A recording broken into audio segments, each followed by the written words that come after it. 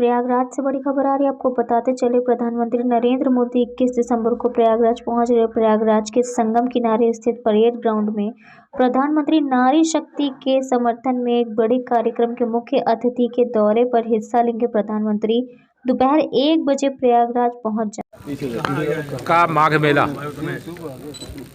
सकुशल संपन्न हो। कोविड की संभावित चुनौती से सावधानी रखते हुए समय से सभी विभाग अपना कार्य पूरा करें और जो हमारे पूज्य साधु संत आ रहे हैं, जो हमारे कल्पवासी आ रहे हैं, जो हमारे अन्य तीर्थयात्री आ रहे हैं, जो संस्थाएं धार्मिक सामाजिक आ रही हैं, उनको जिस प्रकार से जो व्यवस्थाएं मेला प्रशासन की ओर से उपलब्ध कराई जाती थी वह उपलब्ध कराई जाए, कोई असुविधा ना हो, यह भी निर्देश दिया गया है। अभी जो आवागमन की दृष्टि से महत्वपूर्ण होता है कि अगर मेला क्षेत्र के अंदर ज़मीनों का आवंटन होगा तो फिर आवागमन की सुविधा होना चाहिए। तो आवागमन की दृष्टि से जो सुविधाएं हैं तत्काल विकसित किया जाए। बिजली व्यवस्था हो या अविरल और निर्मल गंगा मैया का प्रवाह हो, जैसा आज भी देखने को मिला, मैं बहुत एकदम आनंदित हूँ। और ऐसा ही हमें प्रवाह, ऐसा ही पवित्र जल जो मैया का है और कल्पवासियों को मेला अवधि में भी स्नान के लिए मिले, ऐसे निर्देश भी दिए गए हैं। सरकार की ओर से मेले को सकुशल संपन्न करा भी है। आपने इस पर कोई ट्वीट नहीं किया? नहीं, मैंने क्यों नहीं किया, मैंने तो किया है ट्वीट। माननीय प्रधानमंत्री जी ने योगी जी मतलब यूपी प्लस योगी, तो यूपी के लिए योगी जी उपयोगी, यह मैं तो उस सभा में था, उस मंच पर था जहाँ पर यह बयान दिया गया। लेकिन श्री अखिलेश यादव जी की बेचैनी को मैं समझ सकता हूँ। वो बड़ी बेताबी के साथ इस स्वप्न को लेकर के आगे बढ़ने की कोशिश कर रहे थे कि हम सत्ता में आ जाएंगे, लेकिन उनके गुंडे, अपराधी और माफिया जो हैं, जो जालीदार टोपी रखते थे वो जेब में रख लिए, फिर वो लाल वाली टोपी लेकर के बाहर आ गए। लेकिन गांव की जनता, नगर की जनता जानती है, हम आप यहाँ पर खड़े हैं, हम आप तो एक दूसरे को जानते हैं। तो वह देख करके जो अभी से डराने धमकाने लगे हैं, तो मुझे लगता है 2022 में वो 2017 का भी आंकड़ा बचा करके रख पाएंगे कि नहीं रख पाएंगे, इसमें भी मुझे शंका लगती है। माननीय प्रधानमंत्री जी का प्रयागराज में स्वागत है।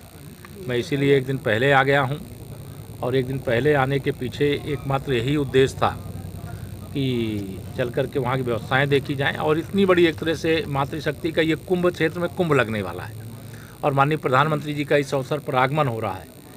हम सब मातृशक्ति के स्वागत के लिए भी, माननीय प्रधानमंत्री जी के भी स्वागत के लिए और मुख्यमंत्री जी के स्वागत के लिए भी हम लोग यहाँ पर मौजूद हैं। और जहाँ तक हमारे विपक्षी साथी हैं, उनकी बेचैनी है, मैं जानता हूँ। उनको कोई भी विषय आता है, अब इनकम टैक्स का छापा पड़ जाएगा, कोई घपला घोटाला करेगा, तो उसमें भी दर्द क्यों होता है श्री अखिलेश जी को, ये मेरे समझ में नहीं आया। जैसा लगता है चोर के दाढ़ी में तिनका। तो अगर कुछ ऐसा वो बोल रहे हैं, अरे जांच एजेंसी अपना जांच कर रही है, तो आपको बोलने की क्या आवश्यकता है? कुछ तो गड़बड़ है। पहले समाजवादी पार्टी ने, फिर कांग्रेस ने फोन टैपिंग का आरोप लगाया है। देखिए, जो चुनाव में हार रहे होते हैं, अभी फ़ोन टैपिंग करने का आरोप लगाएंगे, फिर कहेंगे हमने ध्रुवीकरण कर दिया, इसका आरोप लगाएंगे, फिर वो आरोप लगाएंगे कि ईवीएम मशीन में गड़बड़ी हो गई, और जीत जाएंगे तो सब कुछ सही है, हार जाएंगे तो सारे आरोप लगाने का काम करेंगे। अभी से अभ्यास कर रहे हैं कि 2022 के चुनाव परिणाम आने के बाद उन्हें किस प्रकार से हार के बाद अपना बचाव करना। अच्छा में है वो ट्वीट? नहीं, मैं केवल इसलिए कर दिया ये ट्वीट कि मैं कई दिनों से हिंदू और हिंदुत्व की व्याख्या कर रहे थे, जैसे वो लगता था कि वो हिंदुओं के कोई जगतगुरु शंकराचार्य। उनको केवल बताने के पीछे मेरा उद्देश्य ये था कि अगर कोई कहे भगवान श्री कृष्ण के अलग अलग रूप हैं, वो भगवान देवकी माता के भी पुत्र हैं, यशोदा मैया को भी वो मैया मानते हैं, वो सुदर्शन चक्रधारी भी हैं और बंसुरी वाले भी हैं।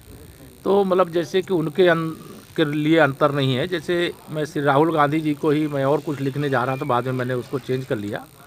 श्री राहुल गांधी जी, जैसे श्री राजीव गांधी के पुत्र हैं वो भी राहुल गांधी हैं, श्रीमती सोनिया गांधी के पुत्र हैं वह भी राहुल गांधी हैं, और श्रीमती प्रियंका वाड्रा के भाई हैं वह भी राहुल गांधी हैं।